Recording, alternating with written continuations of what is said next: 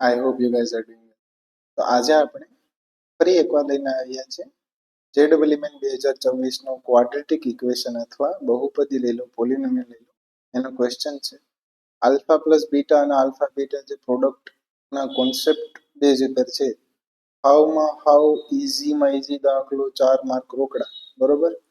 If alpha beta where alpha less than beta ખાલી એટલી માહિતી આપી દીધી હતી એટલે કે બીટા મોટો છે are the root of the equation equation આપી દીધી કોઈ પણ ક્વાડ્રેટિક ઇક્વેશન હોય અને આલ્ફા બીટાની વાત હોય એટલે પહેલા આપણે શું કરીએ પહેલા આપણે આલ્ફા પ્લસ બીટા મેળવી લઈએ તો આપણે ખબર જ છે કે ભાઈ આપણી પાસે ax સ્ક્વેર હોય શું હોય પ્લસ bx પ્લસ c ટાઈપનું કંઈક ઇક્વેશન હોય અને આમાં આપણે શું જોઈએ આલ્ફા પ્લસ બીટા તો એ આપણે મળે માઇનસ બી અપોન એ અને આલ્ફા બીટા શું મળે આલ્ફા બીટા જોઈએ બી નો ગુણાકાર જોઈએ તો ઈ થાય આપણો સી અપોન એ જ વસ્તુ આપણે ક્યાં લાગુ પડશું ઉપરની ક્વાડ્રેટિક ઇક્વેશનમાં લાગુ પડશું કેમાં તો કે lambda x square minus lambda plus 3 into x plus 3 બરાબર 0 આમાં લાગુ પડશું બરાબર તો કે આમાં જોઈએ તો કે આમાં શું થાય તો કે આમાં આલ્ફા પ્લસ બીટા આપણે મળીએ માઇનસ બી આખું એટલે અહીં માઇનસ ઓલરેડી અવેલેબલ છે અહીંયા રેડી એટલે માઇનસ માઇનસ શું થઈ જાય પ્લસ થઈ જાય એટલે અહીં મળશે તમને લેમ્બડા પ્લસ 3 અપોન લેમ્બડા કંઈક આવું મળશે બરોબર માઇનસ બી અપોન એ મળી ગયો પછી આપણે શું જોતું હતું કે આલ્ફા બીટા તો એ સી અપોન આવે એટલે 3 અપોન લેમ્બડા ઓકે અહીંથી આપણે આલ્ફા પ્લસ બીટા અને આલ્ફા બીટાની વેલ્યુ મળી ગઈ ઇઝીલી પછી આપણે શું ફાઇન્ડ કરવાનું છે તો કે આપણે એવું 1 upon alpha minus 1 upon beta બરાબર 1/3 દીધેલ છે then the sum of all possible value એટલે લેમ્બડાની જેટલી વેલ્યુ મળે ને એ બધીનો સરવાળો કરીને આન્સર લખી નાખવાનો એટલે 1 અપોન આલ્ફા માઇનસ 1 અપોન બીટાની વાત આવે તો 1 upon alpha minus 1 upon beta બરાબર શું આપી દીધું 1/3 આપ્યું ને આપણે બરોબર 1/3 આપ્યું ક્રોસ ગુણાકાર કરી નાખીએ એટલે બીટા માઇનસ આલ્ફા થઈ જાય ને આલ્ફા બીટા બરાબર 1/3 આવી જાય બરોબર સિમ્પલ છે હવે ઘણી વાર તમે જોયું જો હવે અહીંયા જો બીટા માઇનસ આલ્ફા છે સાંભળજો મારી વાત હવે જે ઇનઇક્વાલિટી હું કામ આપી હતી અહીંયા ચેક કરીએ આપણે ઇનઇક્વાલિટી તમને દેખાય આલ્ફા શું છે નાનો છે કોના કરતા બીટા કરતા એ એટલા માટે જ આપેલ છે કે આપણે અહીં જોઈએ અહીંયા આપણે ખબર પડે કે ભાઈ બીટા મોટો છે એટલે બીટા માઇનસ આલ્ફા કરીએ એટલે positive value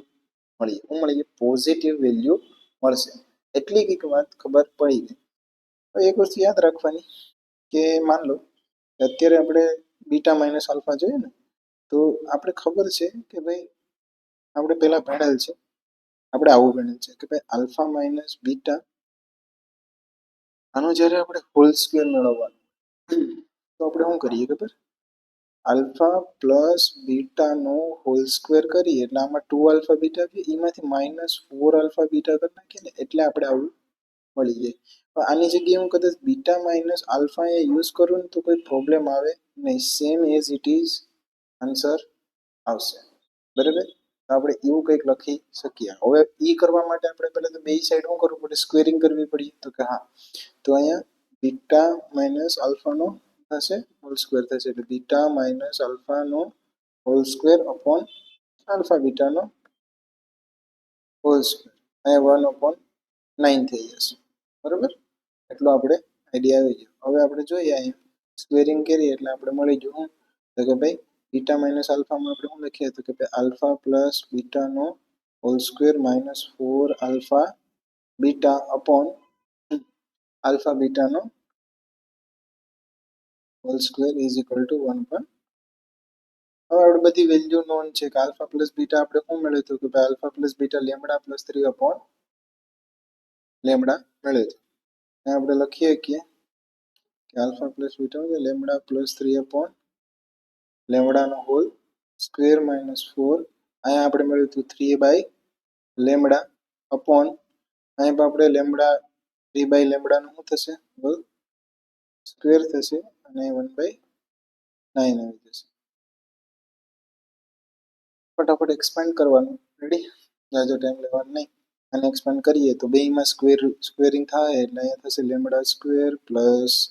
6 lambda plus 9 upon lambda square minus 3 2 Jha 12 upon lambda. અહીંયા લેમડા છે તો અહીં લેમડા વડે હજી મલ્ટિપ્લિકેશન કરી નાખીએ એટલે અહીંયા ફરી લેમડા આવી જશે. પછી આ ડાયરેક્ટ આખે આખું ક્યાં જવા દે, આમે જવા દે અને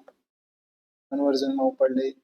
અહીં 3 અપોન લેમડાનો હોલ સ્ક્વેર છે એટલે અહીં 9 થઈ જાય અને અહીં લેમડાનો હોલ સ્ક્વેર થઈ જાય એટલે આપણે અહીં ફરી આપણે 3 બાય લેમડા સ્ક્વેર મળી જાય. એટલું મળી જાય એટલે આપણે અહીંયા lambda square plus 6 lambda plus 9 upon lambda square minus 12 lambda upon lambda square. હવે આપણે ખબર પડી ગઈ કે એલસીએમ કમ્પ્લીટ થઈ ગયેલ છે એટલે આ બંને સેમ છે એટલા માટે ઉપરનો જ સરવાળો થતો હોય તો સરવાળો બાદબાકી થતો હોય તો બાદબાકી કરી શકાય. અને સામે લેમડા છે એટલે એ આખે આખું કેન્સલ આઉટ થઈ જશે એટલે આપણે પાસે શું લીધું તો કે lambda square plus 6 lambda plus 9 minus 12 lambda is equal to 1. એટલે અહીંથી મળે આપણે lambda square minus 6 lambda plus 9 1 આ સાઈડ આવીએ એટલે -1 થઈ જાય એટલે 8 ઇઝ ઇક્વલ ટુ 0. આની આપણે વેલ્યુ મેળવીએ તો ઇઝીલી આપણે કરીએ કે ભાઈ 4 2 ઝા 8 ને બેયની વેલ્યુ એ જ આવે એટલે સોરી 4 2 ઝા 8 બરાબર.